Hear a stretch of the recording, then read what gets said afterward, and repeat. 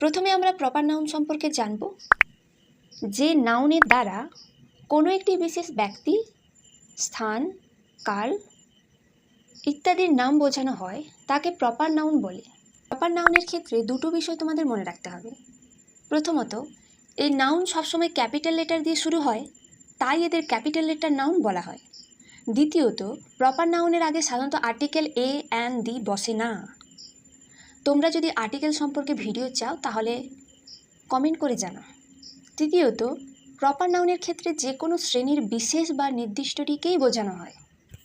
তোমরা যদি উদাহরণ দিকে তাকাও তাহলে দেখতে পাবে ব্যক্তির হিসেবে ধরো সহেলি, প্রিয়া, রাম, শ্যাম ইত্যাদি, এগুলো সবই নাম বোঝাচ্ছে, কোনো ব্যক্তির নাম বোঝাচ্ছে, তাই প্রপার নাউন। যদি বস্তুর ক্ষেত্রে দেখি, দ্য মহাভারত, উপনিষদ, কোরআন, তাজমহল ইত্যাদি, এগুলো কি বস্তুর নাম বোঝাচ্ছে। স্থান, জায়গার হিসেবে যদি আমি দেখি, কলকাতা, মুম্বাই, চেন্নাই, কেরালা প্রভৃতি জায়গার নাম যদি বোঝায় প্রপার জায়গার নাম, তো প্রপার নাউন। যদি কালের কথা বলি, সানডে, মনডে, টিউসডে, বা মাসের নাম বলি, সেপ্টেম্বর, জুন, জুলাই ইত্যাদি কি প্রপার নাউন বোঝাচ্ছে।